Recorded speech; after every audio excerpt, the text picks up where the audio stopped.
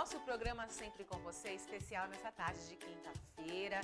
Gente, amanhã é sexta, amanhã tem programa animado também aqui, tem música. Nós vamos falar de um projeto muito bonitinho, que é um projeto Amar, que leva cão-terapia para hospitais, para as crianças com câncer, e diz que tem resultados excelentes com essa cão-terapia. Então, ó, amanhã tem essa entrevista legal. Vamos ver se a gente consegue trazer cachorrinho? Vamos ver se vai dar certo. Se não der certo, a gente vai mostrar um vídeo bem bacana para vocês. E também vai ter uma música muito bacana aqui, sertanejo. Claro, né, gente? Música da terra. Então, você é o nosso convidado especial. E hoje, daqui a pouquinho, tem sorteio de um carregador de celular, um brinde da Workstation aqui para nós, se você quiser concorrer, 3349-1015 ou nome, telefone e bairro no 993470532. Vamos conferir agora então a nossa dica para viver melhor.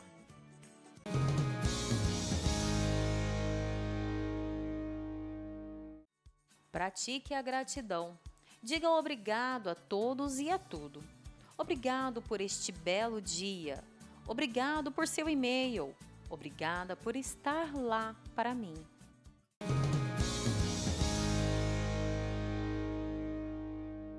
Muito bem, viu, gente? A gratidão atrai coisas tão boas pra gente. Ontem eu falava que reclamar significa clamar duas vezes, né?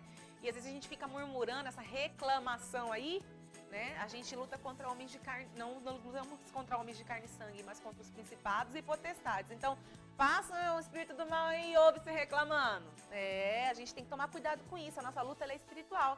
Então, quando a gente tem gratidão, a gente agradece a Deus, que nem eu falei, acordei hoje cedo. Obrigada a Deus pelo dia de hoje, por mais que esteja passando por dificuldade. Coisas boas acontecem, a gente atrai coisas boas. E hoje eu recebo aqui no programa Sempre com Você a Ana Maria Assis, ela é advogada, é jornalista também, e ela lançou esse manual em defesa, Manual da Defesa em Ato Infracional, Teoria e Prática, gente. É um manual para quem vai tratar sobre adolescentes, né, em ato infracional. Hoje tá difícil de eu falar as palavras com R aqui, viu? Mas vamos lá. Ana Maria, você estava contando pra gente um pouquinho da construção do livro, quem te ajudou, né, e tudo mais. Agora, eu queria saber de você o seguinte, você disse, dentro, né, do que você traz nesse livro, você diz assim, que você traz conceitos e terminologias ligadas ao direito dos adolescentes. Por que é importante as pessoas saberem disso, né? É porque existem terminologias específicas para se trabalhar e para falar de um adolescente, por exemplo, em ato infracional? O próprio termo ato infracional, ele é uma terminologia, pode ser considerado uma terminologia porque para o adulto, a gente fala crime, né? Uhum. O que é o ato infracional? São os crimes tipificados no Código Penal e outras leis que tipificam condutas ilícitas do maior, né? Então, isso é o ato infracional. E por que a gente chama de ato infracional e não crime? Porque o crime pode levar a pessoa à prisão, a penas, né? E o ato infracional, ele leva um adolescente a cumprir medida socioeducativa. Então, não é que ele não é responsabilizado. Existem tipos de medida socioeducativa que ele pode cumprir, como a advertência que ele recebe, prestação de serviço à comunidade, a própria reparação de danos, semi-liberdade, internação, são tipos de medidas socioeducativas. Internação, ele vai em caso extremo, assim? Ou depois de ter passado por essas outras fases, é isso? A internação, ela é uma medida excepcional. Nessas outras medidas, pode ser que elas levem a cumprir internação? Pode. Por reiteradas vezes, ele pode receber uma internação-sanção, que fala, e ele pode ficar lá alguns meses, até 3 meses dentro de uma unidade de internação. Mas a regra é a excepcionalidade. Então, na verdade, é uma exceção à internação. A internação deve ser aplicada em casos extremos. Porém, nem sempre é o que acontece. Tráfico de drogas, por exemplo, o Superior Tribunal de Justiça já decidiu que, por si só, o ato infracional de tráfico de drogas não enseja internação. Ou seja, o adolescente que foi lá cometeu um ato infracional de tráfico de drogas, muitas vezes influenciado pelo maior, que é o verdadeiro traficante, é quem realmente lucra com a atividade ilícita. O adolescente comete esse ato infracional, ele já não deve ser colocado na internação. Mas muitas vezes o juiz, né, cada juiz tem uma forma de aplicar a legislação, Isso eu falo muito no livro, porque é a forma de interpretar, né? Deveria ser como está na legislação e nem sempre é aplicada dessa forma. E essa parte da terminologia que você falou é importante também por conta da estigmatização desse adolescente, né? Considerá-lo como marginal num primeiro erro ali que ele cometeu, nesse estágio de desenvolvimento ali da vida, né? A gente sabe que adolescente está num estágio de formação que muitas vezes fazem coisas que no futuro eles podem nunca mais fazer. É uma fase muito intensa, isso tudo pode mudar. E isso tem vários estudos comprovando, a gente até utiliza isso também nas petições para explicar, né, algumas coisas que acontecem. Então, assim, essa forma de tratar, até a palavra menor mesmo, ela veio do Código Menorista, antes do Estatuto da Criança e do Adolescente. Hoje é criança e adolescente. Uma criança que cometeu um erro, ela continua sendo criança, ela não vira menor. E um adolescente que comete um erro continua sendo adolescente. Ele não vira menor, marginal, trombadinha, qualquer outra coisa, entendeu? Isso quem fala até é o João Batista Costa Saraiva, que é um escritor que a gente tem aqui, que ele é consultor de direitos da criança e adolescente. Na verdade, ele é do Rio Grande do Sul, né? Fala aqui, porque a gente usa muitos... do Brasil, muitos livros a gente usa dele. Mas, enfim, essa questão do tratamento, ela é sempre muito importante. Mas essas terminologias nunca podem ser uma forma também de prejudicar o adolescente. Por exemplo, unidade de internação. Não é prisão, é só uma unidade de internação. Então, vamos logo já colocar ele lá dentro. Não, lá, infelizmente, no Brasil, as mazelas do sistema carcerário, elas se estendem para o sistema socioeducativo. As unidades de internação são tão ruins ou piores do que uma prisão no aspecto de estrutura, né? Ano passado teve um adolescente que morreu lá dentro. Diversas outras vezes acontecem lá dentro brigas que eles saem de lá muito machucados, né? As mães, principalmente, sofrem muito com seus filhos lá dentro. E é um lugar que a gente nem sabe, a maioria das pessoas nem sabem como funcionam. Elas falam muito do ECA e falam... a gente escuta até cristãos falando, né? Que lá dentro da unidade tem mais é que ir para lá, tem mais é que apodrecer lá dentro, ou tem mais é que apanhar da polícia. Então tem várias coisas que as pessoas nem sabem como funciona, porque se violência funcionasse mesmo, se isso tudo desse certo, a gente já teria muito menos índice de assalto, furto e tudo mais, porque apanhar eles apanham, assim, na rua... dentro de sistema socioeducativo também, o Brasil já recebeu 7 recomendações da Comissão Interamericana de Direitos Humanos relacionadas à unidade de internação. Então, é uma coisa muito séria. Eu queria saber de você um pouquinho, Ana Maria, sobre... Você falou que você atendia mães e tudo mais. Eu não quero compadecer o coração de ninguém, não é isso. Mas eu acho que a gente precisa mostrar o outro lado da moeda, que nem você está falando, todo mundo fala muito do que sabe pouco, né? Eu pouco sei, mas eu quero falar, né? Então, assim, a gente estava falando da questão da relação da vulnerabilidade social, né, com a questão da infração. Mas e a mãe, né, dessa criança? Porque tem gente que fala assim, a mãe não deu educação, né? A mãe isso, e muitas vezes a mãe, para poder sustentar a família, tem que sair para trabalhar e quando vê o negócio não tá como ela ensinou. Né? Como que é essa relação, né, da mãe com esses filhos, a preocupação, de fato, das mães em ver um filho assim? Porque eu tenho certeza que mãe é a única que não abandona, né? Ela não abandona a gente. Eu acredito que as mães fiquem lá, né, nessa expectativa de que dê certo. E acredito que ela seja uma das que apoiam muito vocês com relação a uma petição bem feita, como você disse aí, de fazer lá a fase oral final, que eu esqueci já o nome, bem feita, porque o que elas querem é trazer o filho para dentro de casa para que não possa repetir, né, essa situação. Então, existem diversos tipos de famílias, né? E diversas figuras de mãe, pai, referências para esses meninos. Geralmente, né, eu não posso afirmar que todos os casos são assim, mas geralmente a família, ela tem uma estrutura prejudicada de alguma forma, né?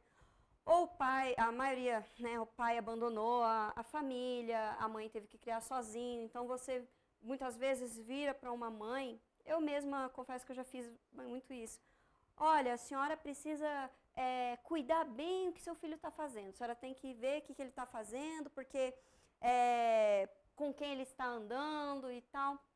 Seria o ideal, né? O adolescente, ele não fez 18 anos ainda, né? O adolescente ali com 15, 16, ele já quer sair. Precisa saber. Só que o que acontece? Se o pai abandonou, se a família vive numa situação de pobreza, a mãe muitas vezes precisa trabalhar, então ela tem outros problemas, muitas vezes ela tem um filho ou uma mãe, alguém que ela precisa cuidar, né? Uma pessoa com deficiência na família que ela precisa cuidar, tem de diversas famílias assim. E aí tem aquele adolescente ali que foi criado, às vezes, numa situação de vulnerabilidade, de abandono pelo pai, né? Ou a família extensa não consegue dar apoio, porque a família extensa é o avô, a avó, o tio. Não, às vezes não existe esse apoio dentro da família. Tudo vai ficando mais difícil para essa mãe. Então não é questão de escolha, né? Exatamente. Que as pessoas falam, a gente escolhe o que a gente vai ser. Não é questão de escolha, é questão de oportunidade, né? E eu vejo que muitas pessoas também, elas falam assim, não, mas porque tinham dois, elas sempre conhecem alguém que tinham 2 filhos. Aí os 2 eram pobres, aquela história, né? Os 2 eram pobres e um foi pelo caminho do bem e outro foi pelo caminho do mal. Só que as pessoas que eu escuto falando isso, com todo respeito, são pessoas que não tiveram que escolher esse caminho do bem ou do mal numa situação de extrema pobreza. E eu não sei que escolha eu faria. Assim, eu não consigo olhar para uma pessoa que passou diversas situações que eu não passei e dizer que eu seria muito melhor que ela numa situação que ela... Eu acho que isso não faz muito sentido, entendeu? Esse argumento. Então, assim, eu vejo também que na época em que eu procurava, que eu estava ali atendendo os adolescentes, você coloca o nome no sistema, aparecem diversos outros processos de quando o adolescente era ainda criança. Onde estava o Estado quando esse adolescente estava em situação de completo abandono? Onde estavam todas essas pessoas que apontam e dizem que ele deveria ser uma pessoa melhor? Quando ele estava naquela situação, nada aconteceu. Ele continuou numa situação de abandono, empurra para um órgão público, empurra para outro a solução, e aquela criança cresce daquele jeito. Depois que já está formado todo o caráter, toda aquela violência dentro dele, é que a gente olha e fala, não, agora vamos mandar para dentro da mão. É quando já chegou o negócio no extremo que a gente para. Por isso que a educação é tão importante, né, Ana Maria? A educação, proporcionar comida, uma vida digna. Exatamente, né? São os direitos sociais. Então, são os direitos sociais que faltam para essas pessoas, que a gente não quer discutir. A gente quer hoje uma solução imediatista de bala, revólver, de violência, de truculência. Mata que acabou, né? Exatamente. Aí a gente continua com um pobre, sem educação, né? Sem as garantias dos direitos sociais, aí cresce outro bandido, como o pessoal fala. Aí mata o bandido. Não cuida lá embaixo, né? Acha que vai resolver as coisas aqui no final. Ana Maria, vou dar uma pausa aqui na nossa conversa e chamar então a nossa dica de direito de hoje.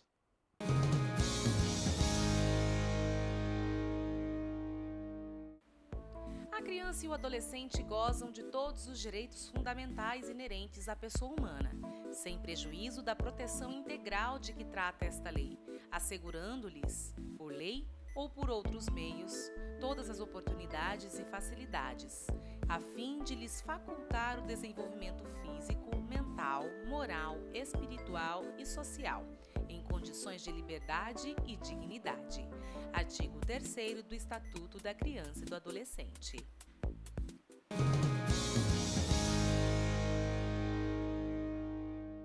Muito bem. Ana Maria, este livro, ele está direcionado para pessoal da área de jurídica, né? Mas eu acho que é legal a gente falar, assim, até como considerações finais, o que a população ainda precisa entender sobre a questão do ato infracional.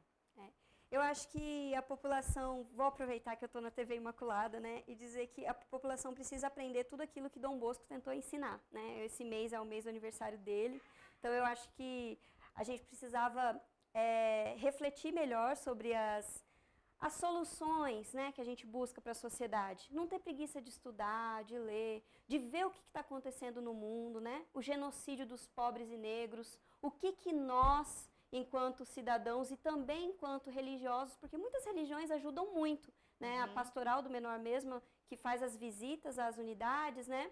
Eles ajudam também, fazem o papel da sociedade, porque fazem esse papel de compromisso com a educação, porque a educação ela é de responsabilidade solidária de todos nós, né? Incluindo quem é religioso e quem não é.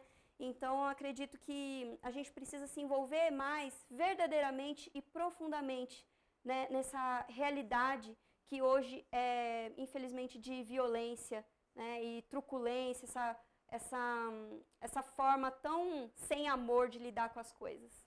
Ana Maria, muito obrigada pela sua presença aqui. Vamos voltar mais vezes. Vamos combinar um dia de vir você, traz o Rodrigo Zocal também, traz a Arlene da Pastoral do Menor e a gente faz um bate-papo muito legal aqui. O que você acha agora para outubro? Com certeza, vamos sim. Dia das Crianças Dia chegando, das Crianças né? chegando. Vamos falar sobre esse assunto? Vamos sim. Gostei, viu?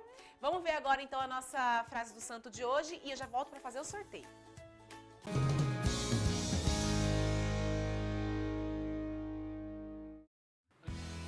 Olhai também para os vossos próximos como imagens da Santíssima Trindade e capazes de sua glória, a quem serve o universo, templos vivos do Espírito Santo, membros de Jesus Cristo, nosso Senhor, remidos com tantas dores, infâmias e o próprio sangue.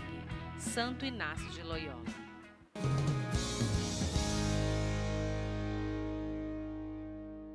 Vamos agora então sortear aqui o nosso carregador do dia de hoje, um brinde da Workstation. Manda um abraço pro Robson, que é meu compadre, pra Letícia, pro Cauã. E quem vai levar é a Aparecida Reis Mota, do Iraci Coelho. Aparecida, o carregador é seu, a gente vai entrar em contato para explicar como que você vai fazer para retirar esse brinde, tá bom? Obrigada pela participação. Nós vamos ficando por aqui com mais um programa Sempre com Você. Amanhã quem estará aqui com você será novamente ela, Paloma Ortega, conduzindo Sempre com Você. Ó, beijo grande, te encontro segunda-feira. Louvado seja nosso Senhor Jesus Cristo, para sempre seja louvado. Salve Maria Imaculada, tchau, tchau, fica com Deus.